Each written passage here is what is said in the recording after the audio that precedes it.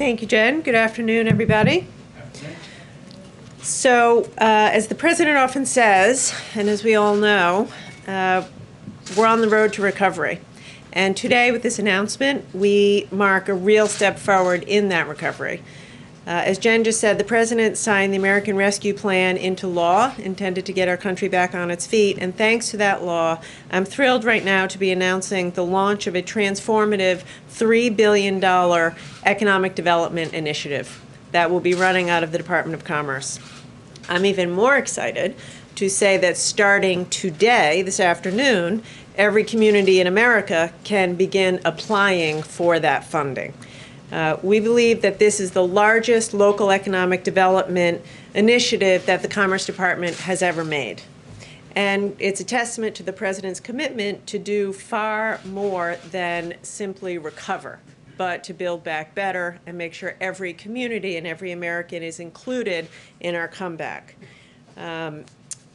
Everybody ought to benefit from this $3 billion initiative, from working mothers working to balance multiple jobs, to young adults looking for work, to factory workers or retail workers who lost their job in the pandemic, many of them mid-career, and they're wondering, what happens to me now? What happens to me next? These funds, this initiative, has been specifically designed to make sure that we are going to be providing high-quality, real jobs for you and for your community. What we saw during the pandemic, and what we all know, is that some people did very well. Those who are doing well did very well. But millions of Americans continue to struggle, and it's uneven. Those who continue to struggle, it's disproportionately women, people of color, communities of color, rural communities, and tribes. We know 2 million American women dropped out of the labor force since the start of the pandemic, mostly because of lack of affordable child care and paid leave. So ensuring that these $3 billion are distributed equity is core to our investment strategy. We know that equity is good for workers, good for business, and good for the economy. As many of you know, I'm the former governor of Rhode Island, and as a governor, I saw what good paying jobs mean to American families and mean to communities. This initiative has the potential to create, we believe, 300,000 jobs in the near term, revitalize dozens of communities around America, and drive innovation in underserved communities and revitalize depressed economies. The good news is the Department of Commerce's Economic Development Agency has been doing this for decades. They have a track record of success. In fact, I saw that on Monday when I was in Albany, where EDA's investments over the last 10 years have helped that city and region become a global semiconductor and bioscience hub. And in fact, the employment growth rate there has grown by 30% in those industries. This initiative that I'm announcing today will bring that type of transformative growth to communities all over the country.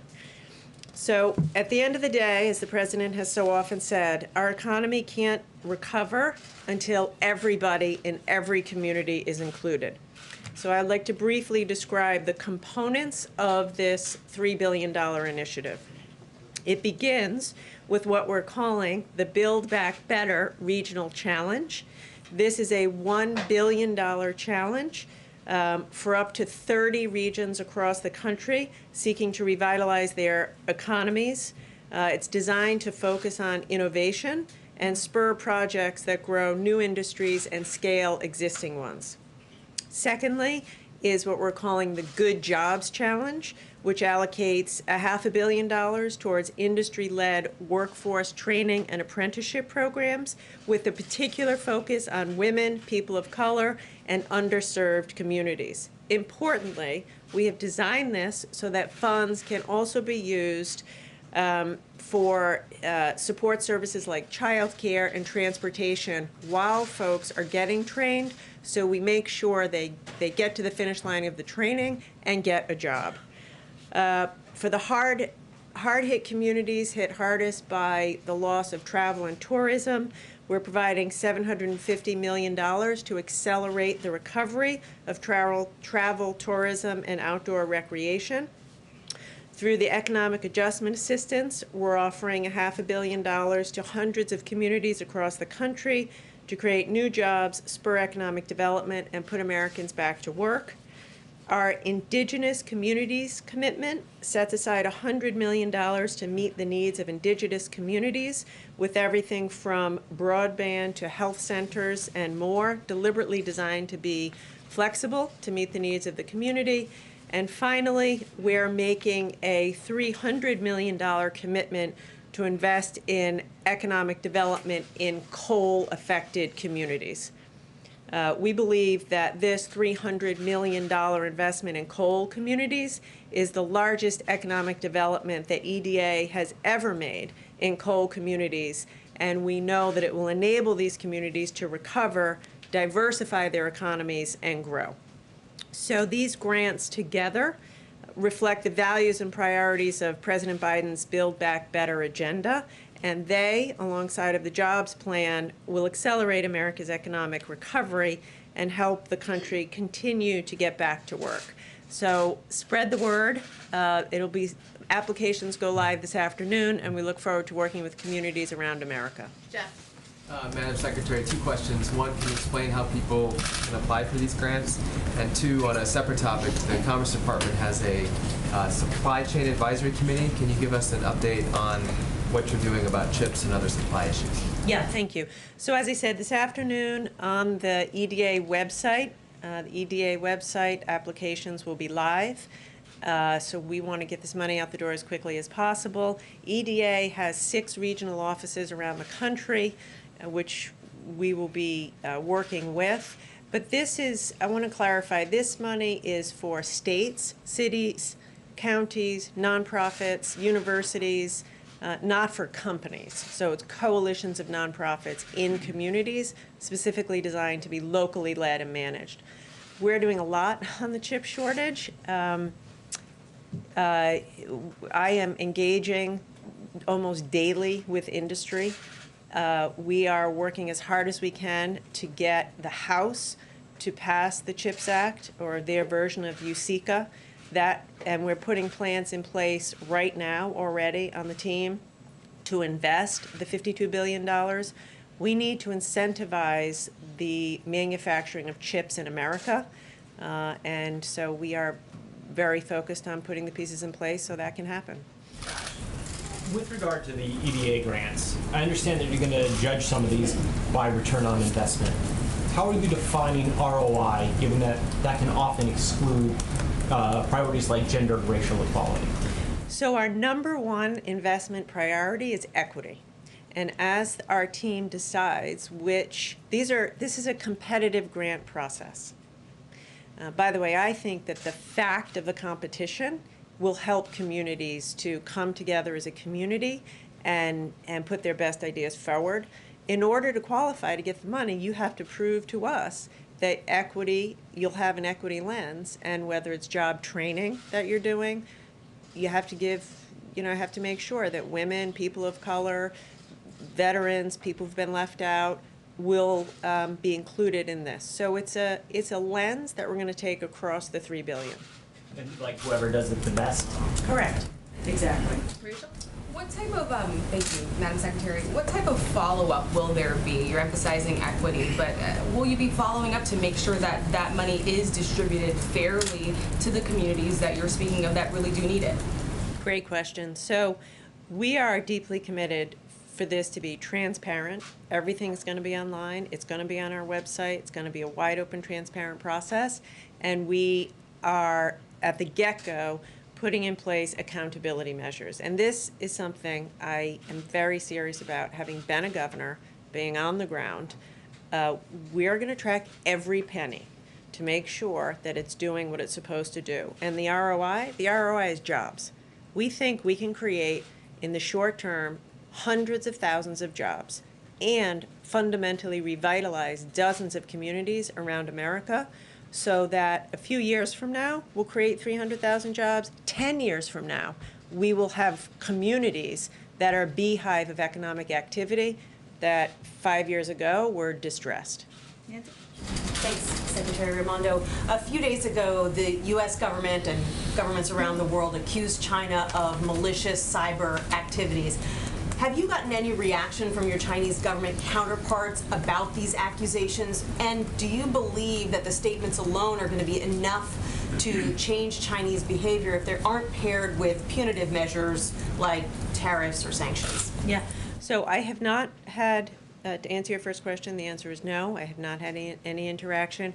President Biden's been very clear on this. There will be consequences, and we will use all tools at our disposal in order to protect Americans and American businesses. Pam? Thank you. You mentioned that some of this money would go to communities hit hard by the loss of travel and tourism. Do you have a sense of how big that hit has been and what share of that is because of the public health related travel bans? So we know that nearly every community in America has been affected, and I want to be clear that of the $750 million, every state will receive something. So $500 million is going out as quickly as we can in the next few weeks, and everyone will participate, and then 200 or so is competitive. I think that I think the answer to your question is it's impossible to answer, or I don't think it's possible to figure it out that way. But we do know about a year and a half ago we shut down travel and tourism. I lived it in Rhode Island. You know, Newport, Narragansett, Block Island closed. We shut it down, and we're still trying to build back after that. And so that's what this money is intended to do, to help these communities to get back into the business of tourism and travel. Kelly? How would you assess, Madam Secretary, the worker shortage that many employers are finding, where they're having difficulty getting back up, especially in some of the hospitality and tourist areas? It is acute. There is every business I talk to says that they need to find talent. So I don't know if I would call it a shortage per se. I would say there's a skills gap. And that's why we put so much money of this $3 billion, you know, $500 million of $3 billion is just for skill development, apprenticeship, high quality job training. What I hear all the time is from companies, we are ready to hire, but people need to have the skills. They need digital skills, cybersecurity skills, data skills, cloud computing skills. And so that's what we have to get at the business of. And by the way, we need to make sure that women and people of color and people in rural areas have those digital skills so they can get those good jobs. So that's what this is about, and that's what I hear most often from companies. Caitlin's going to have to be the last one. Thank you, Secretary. Last week, the President said he would have an update for us on international travel restrictions in a few days. Do you have any update on that, and do you believe it's time for the U.S. to reopen its borders? Yeah, I do not have an update on that except to say a couple of things. International travel is vital, and it's vital to commerce. And we are taking a methodical approach based on data and based on science. My primary message with respect to that and to the American people, get vaccinated. Like, increasingly, this is a disease of the unvaccinated. 97% of people in hospitals with COVID are unvaccinated. So if you're asking me, you know, what can we do to get our economy back on track? Get vaccinated. Because as more people do that, then we can continue to think about opening travel, going back into the office, et cetera. Thank you, Secretary Raimondo. We appreciate you. Thank you so much. Do I have everything? I'm sorry, she's got to go. Busy day. Okay. Couple items for you at the top. This afternoon, the president will bring together leaders from both the labor and business community at the White House to talk about the critical need to invest in America's economic strength by passing the bipartisan infrastructure framework. While some of the participants at this roundtable may have sat across the negotiating table in the past, now they've joined together as part of a broad coalition of labor and business leaders backing this plan. And they're joined in their support by bipartisan leaders in Washington, governors, mayors, and an overwhelming majority of the American people. I also wanted to note that today the Department of Justice is announcing or has announced the launch of 5 gun trafficking strike forces in regions around the country to combat the uptick in gun crimes that we've seen over the last 18 months. As part of this announcement, the Attorney General and Deputy Attorney General will visit the headquarters of ATF in Washington before the Attorney General travels to Chicago to meet with the leaders from the Chicago Police Department and attend a listening session with participants in a group that offers innovative programming to reduce gun violence. The regional strike forces we've talked about a bit in the past, but they will leverage existing resources to ensure sustained efforts across city and state boundaries to help stem the supply of illegally trafficked firearms in 5 key regions: New York, Chicago, Los Angeles, the San Francisco Bay Area, Sacramento region, and Washington, D.C. And this is part of the administration's comprehensive crime reduction strategy announced last month at the White House with Attorney General Garland. In addition to targeting gun traffickers to keep guns out of the hands of criminals, the president's plan bolsters local law enforcement efforts by giving them the resources they need to hire more police officers and engage in effective community policing. I also wanted to note that this afternoon the president will sign H.R. 1652, which will help strengthen and restore funding for the Crime Victims Fund, which has lost billions of dollars over the last 5 years. This was originally passed in 1984, which established the Crime Victims Funds, which received most of its funds through deposits from criminal fines and penalties from convictions in federal cases, and does not receive any appropriated funding of taxpayer dollars. The awards grants to states, local governments, and other entities through DOJ's Office for Victims of Crime. With that, Josh. Thanks, Jen. 3 subjects. Okay. First, given the spread of the Delta variant, return to offices, is the administration looking at new mask guidance as reported by the Washington Post? Well, I know that the head of the CDC, our public health arm, just spoke to this earlier this morning and made clear that there had not been a decision to change our mask guidance. 2, it's being reported that President Biden plans to impose sanctions on Cuban officials because of the attacks on protesters. Can you outline the administration's goals with regard to those sanctions? Sure. Well, I can confirm for all of you that there will be more from the Department of Treasury and the Department of State later this afternoon on sanctions, and the announcement will be coming from them. But in terms of our approach to Cuba and what we're trying to accomplish, we have, of course, condemned mass detentions, sham trials, and disappearances that are attempts to threaten the Cuban people into silence. We continue to call for the swift release of peaceful protesters who have unjustly been detained. We've made clear over the last week that addressing this moment was a priority for the administration and for President Biden, and that he had asked his team to look into a range of options that would both help the Cuban people, help provide humanitarian assistance, help look into addressing issues like the lack of internet access, and that also sanctions authority was a part of those considerations. So this is an announcement that will be coming later this afternoon. I'd also note that we'll continue to engage closely and coordinate with our international partners from the OAS to the UN and others to collectively condemn the actions of the Cuban government. And then last, real quick, National Association of Realtors says that home prices are up 24.3% from a year ago to $363,300, a record. Are home prices too high for an economy that's supposed to be growing from the bottom up and middle out? Well, first I would say the president is quite focused on making sure we're doing everything we can to help middle-class families as the economy is recovering and as there are ongoing challenges in our economy that have been longstanding, including supply chain issues, which you and many others are quite familiar with. And as he talked about a little bit last night, there are a range of factors that impact that. The shortage of lumber that is starting to pick back up has, of course, impacted the building of new homes, which has raised the prices of older homes. So his focus, and a big focus of this administration, is on addressing supply chain issues to help address some of these skyrocketing prices in the market. But also, he is focused on providing assistance to renters, to homeowners, and others to get through this period of time in our economy. Go ahead. Jen, today China rejected a WHO plan for a second phase of an investigation into the origins of the coronavirus, including audits of laboratories and markets. What is the White House's reaction to that, and how will this impact the U.S. dealing with China on this going forward? Well, let me first reiterate that the United States supports the WHO plan for Phase 2, which commits to ensuring these studies are scientific, transparent, expert-led, and free from interference. We have certainly seen the PRC's comments, again, rejecting Phase 2 of a WHO study. We're deeply disappointed.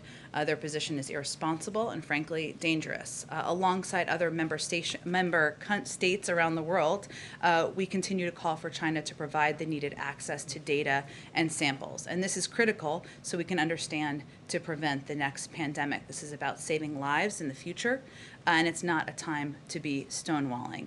I would note that we believe in a multilateral approach. That has not been an approach that has been taken prior to the president taking office, and that has been a big focus of his strategy as it relates to our engagement with China. So, and that relates to our approach to global health security, which is why we rejoined the WHO on day one.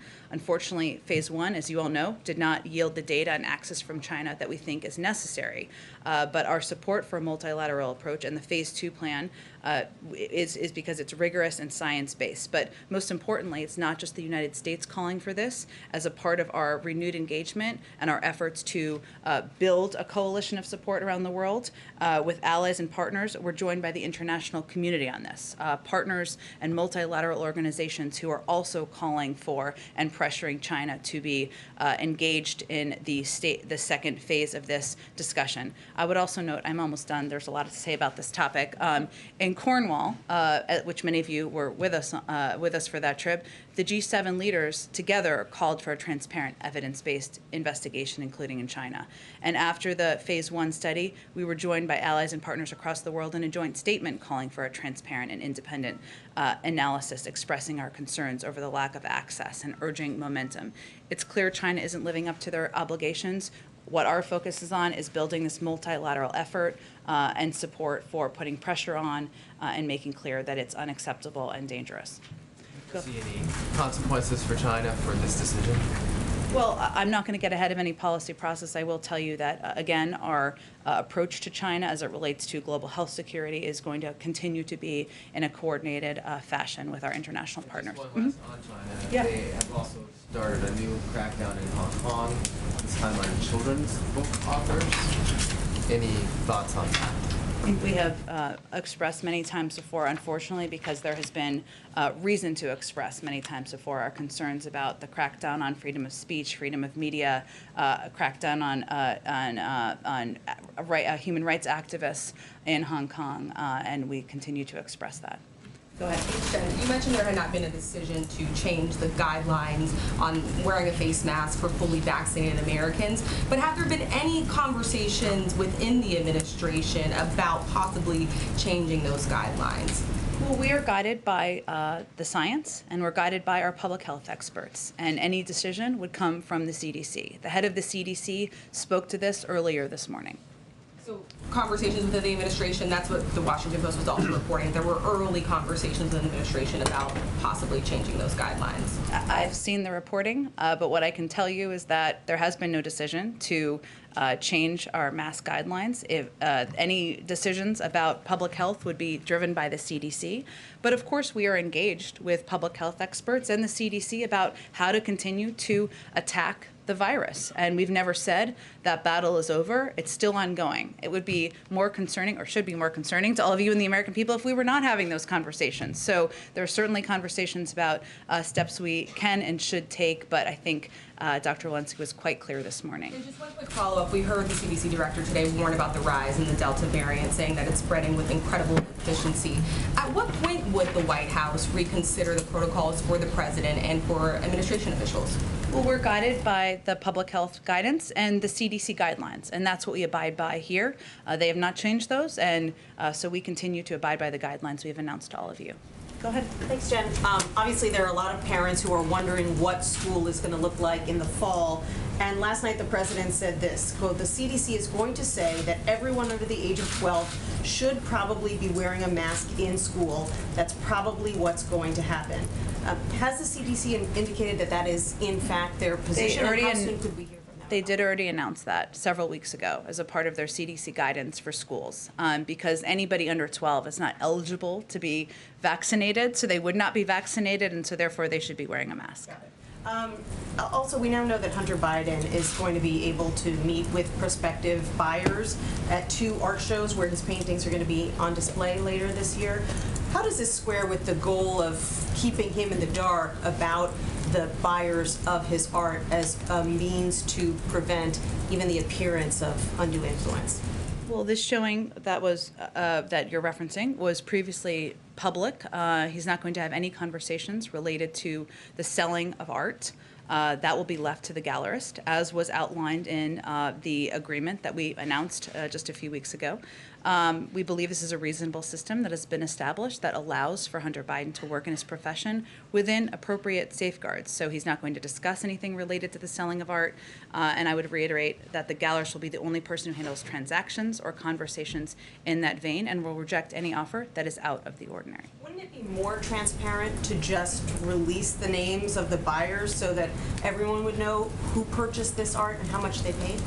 Well, we won't know who the buyers are. Hunter Biden won't know who the buyers are. So I think the origin, I think, of this line of questioning, which is understandable, is about whether this would provide a situation for undue influence. But we won't know who they are. So there's no scenario where they could provide influence. Couldn't they just announce on social media that they bought a painting? Again, I think we have set up a system which we feel is appropriate, has appropriate safeguards. We believe that Hunter Biden, just like any child of a president, should be able to pursue their professions and their passions. And any selling of the art would be through the gallerist. Go ahead. Thank you, Jen. On schools first, now that the education department admits they made a mistake in their guide for reopening by... How so? Well, they included advice from the Abolitionist Teaching Network, and they came out and said that was not supposed to be in there. Is the administration going to follow up with school districts to make sure that the Abolitionist Teaching Network material is not in lesson plans? Well, just to be clear for the context, because I know you love context of what you're asking about here, what you're referring to is a citation in a report of which there were 1,000 citations. So I'm quite impressed with your researchers for finding one of 1,000 citations. It was an error in a lengthy document to include this citation. The specific site does not represent the administration's view, and we don't endorse the recommendations of this group. And I believe it's been removed or is in the process of being removed. But we are close to schools reopening, and is there any concern if you don't endorse this material that was in there, citation or not, that it's in lesson plans? Well, first I would say that, as we've said many times before, we don't dictate or recommend specific curriculum decisions from the federal government. That is and will continue to be handled at the local level, and we believe that the American people trust teachers to make those decisions, not government. And then on masks, a few weeks ago, the president said we were closer than ever to declaring our independence from a deadly virus. Is that still the case if you guys are now reportedly considering asking vaccinated people to wear masks again? Well, first of all, the CDC director, who oversees decisions along those lines and all of our public health decisions, made clear that that was not a decision that had been made just a few hours ago. So I'd point out that first. Second, I would say what the president was referring to and continues to talk about, as he did last night at a town hall, is that we're quite proud of the progress that's been made.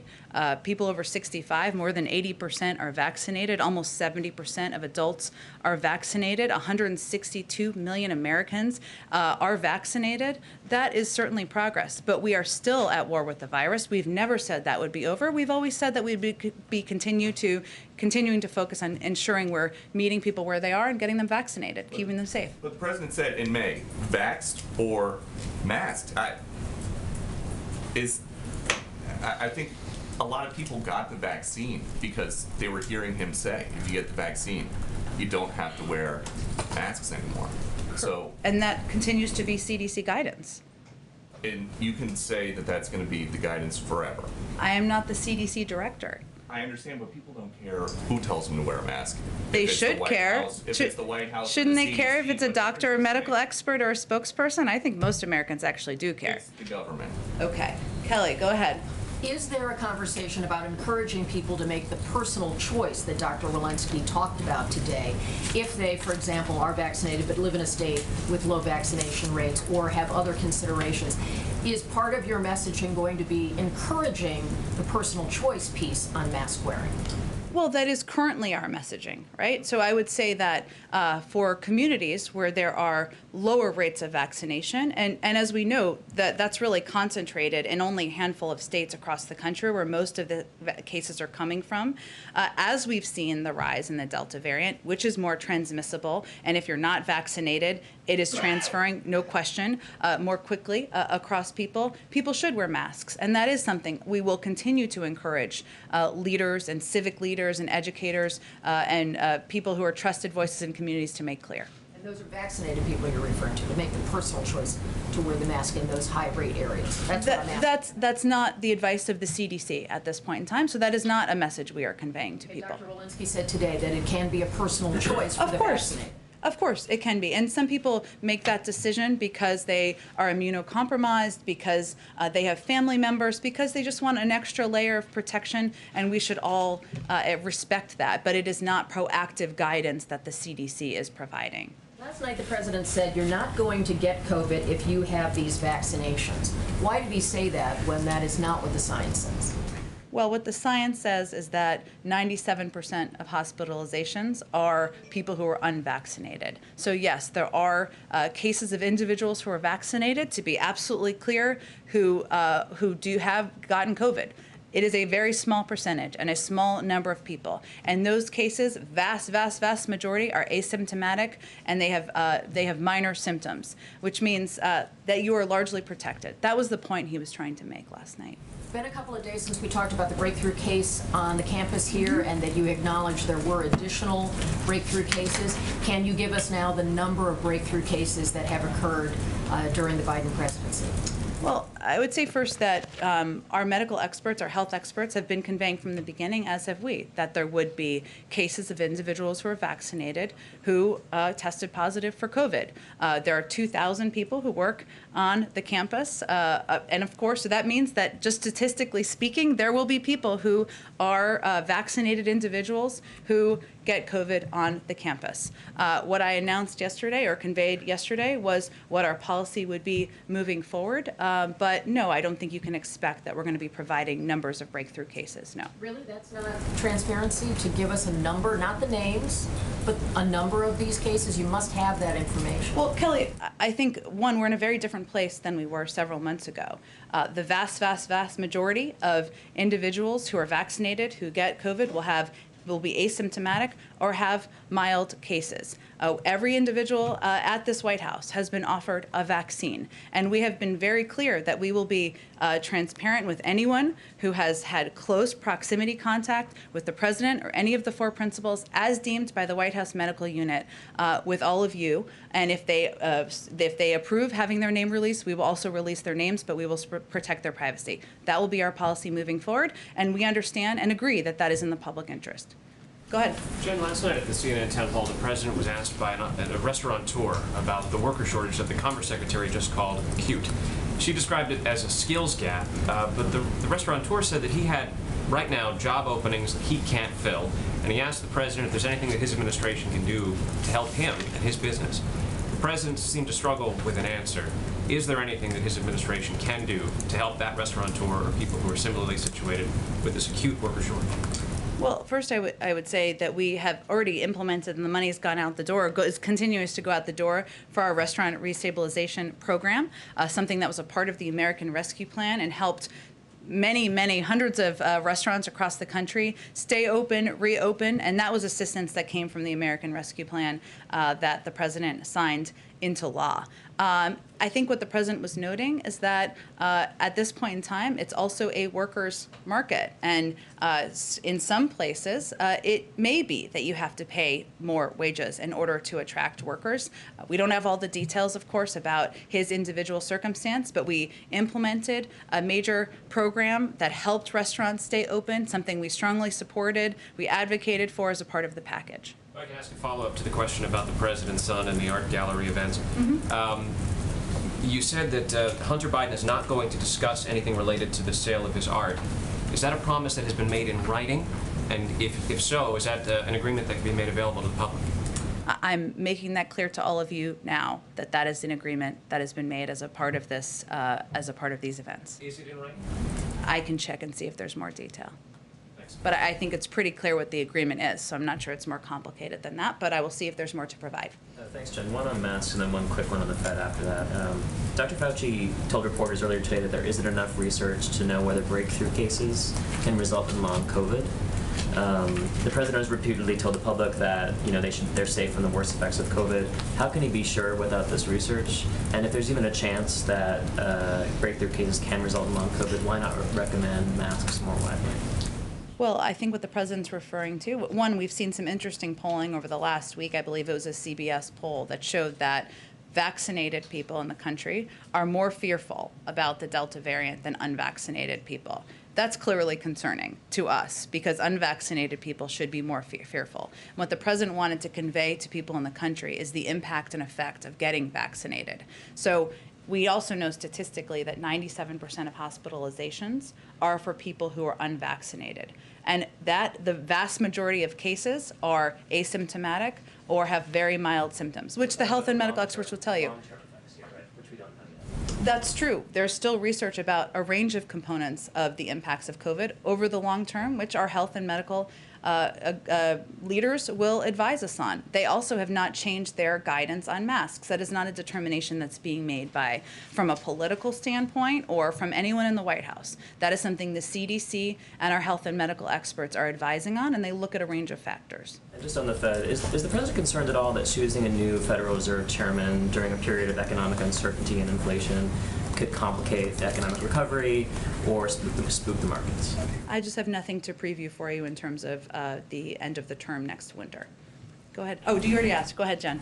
On infrastructure, Senator Carper, one of your allies, said that he wants to make sure that the water infrastructure measures that the Senate already passed and the surface transportation reauthorization bill that passed out of his committee are also included in the infrastructure agreement. I know that the bipartisan group said yesterday that they were 99% of the way there. I know there are some issues that Republican lawmakers are working out with the White House right now. Are Senator Carper's concerns also something that the White House is aware of and working on at this point? We're certainly aware of the concerns that have been expressed or asks or requests by a range of members. This is typically what happens, as you all know, in this period of time where we're very close to a point where there's going to be a vote on a motion to proceed, and everybody who has initiatives, who has priorities, is going to make their voice heard. That's a part of the process. We respect that.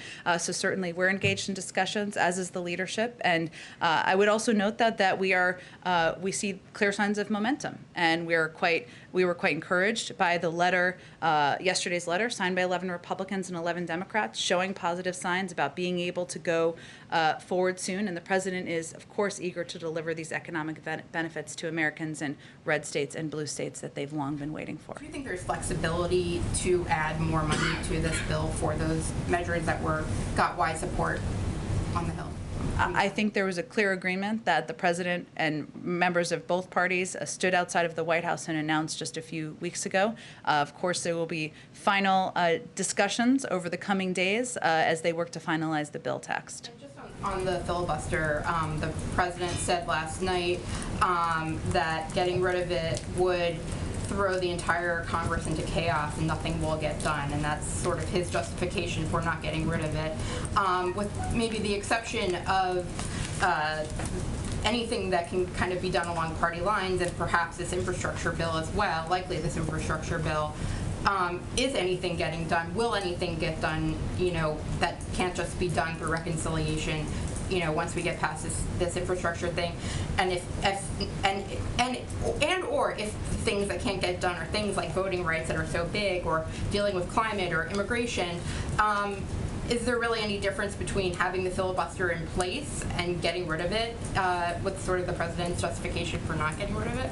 Well, first, the president doesn't make the decision on filibuster rules or parliamentary rules in the Senate. The Senate does, and he'll leave that to the Senate. It also requires the majority in the Senate to support a rule change. And so what he was referring to is simply what that process would look like, and the fact that there are some in the Senate who have said they would halt all business if that conversation were to happen. So in some means, he was reporting out what is publicly known about what the process might look like moving forward. I'll leave it to all of you to whip count on how many votes there would be for filibuster changes. You're saying that he's not engaging on this. He has continually talked about wanting to move back to the talking filibuster. Sure. So he is weighing in on a part of the filibuster. And he talked about that last night, and talked about the fact that it shouldn't be so easy to be obstreperous, I think is a word he's used before. I've wanted to use in here. And it shouldn't be so easy to prevent legislation from moving forward.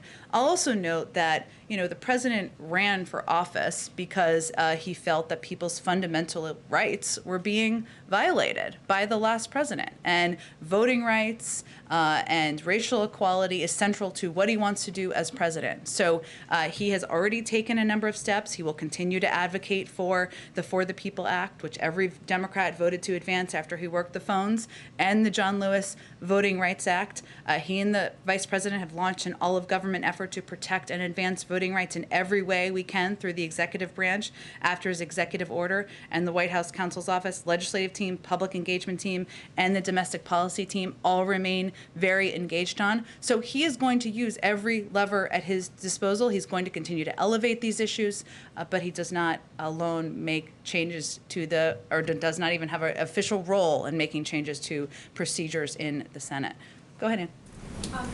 On the Delta variant, we heard the president last night speak at some length about the effects on individual Americans, what the consequences are from this new highly transmissible variant if you're not vaccinated. Yeah. I wonder, to what extent is he worried, are you worried about the effects one step beyond that on his agenda and the things that he wants to do this fall, if we do end up where the trajectory currently is, with basically two camps? You have safe, vaccinated Americans, and you have unsafe, unvaccinated Americans. He has said before he wants to be president for everyone and have an agenda to match. How can that come true moving into the fall if you have so many people in this country who are still at risk of hospitalization and death? So I'm just trying to understand your question. How will Back on the agenda. His agenda. In what way, though? Like his legislative agenda, or what? I mean, his general agenda for improving the lives of Americans across a variety of spheres, as he's talked about movingly several times, including last night. Yeah. What he wants to do. No, I just wanted to make sure I understood your question. So, look, I think that he said in the beginning, and he reiterated last night, that getting the pandemic under control, protecting Americans from the spread of the virus, continues to be his #1 priority, and that he's going to govern for all Americans, Democrats, independents, Republicans, even people who did not vote for him. So one of the reasons that he did an event like the town hall last night, and one of the reasons why he speaks about what the dire impacts are of the spread of the most transmissible version of the virus we've seen to date, is because he wants people to be protected. We've seen in a lot of these states there has been misinformation traveling. There has been in some cases a political bent of who is and isn't getting vaccinated. Unfortunately, we don't want this to be a partisan issue. So he's going to keep at it. I'm not sure on his legislative agenda I don't know how to make that connection, but it will continue to be his priority moving forward. There's no question. And then On Iraq, the Iraqi Prime Minister will be here Monday. In April, the administration said that the U.S. and Iraq have agreed to eventually withdraw U.S. combat forces and that talks would take place beginning then toward that end. Can you give us an update on where those talks stand and whether the President will be able to announce either a date certain or more specific plans about the withdrawal of U.S. combat forces on Monday? Sure. Well, I'm not going to get too far ahead of the meeting, which won't surprise you, but I will tell you that I will remind you, I should say, as Prime Minister Khatami stated publicly last week, even with the decreasing need for U.S. forces with a combat role in Iraq, his government is requesting continuing support from the United States and the coalition for training and enabling its forces, logistics, intelligence sharing, and other areas of security cooperation. We've responded to that request, and the discussions between our delegations have been extremely constructive and are ongoing. U.S. military forces are in Iraq at Iraq's invitation to support Iraqi forces in their fight against ISIS. We routinely discuss the activities of U.S. forces in Iraq and evolution of the mission. From the height of the ISIS campaign to today, where ISIS remains a threat, but major combat operations have ended and Iraqi capacity has increased significantly. So this is an ongoing discussion. I would note the Prime Minister's comments. Our delegations will continue to discuss, and we'll have more to say. I'm sure they'll have more to say after their meeting. Go ahead. Thank you. I'd like to ask questions on Tokyo Olympic Games. Sure. First Lady Jill Biden is about to attend the opening ceremony.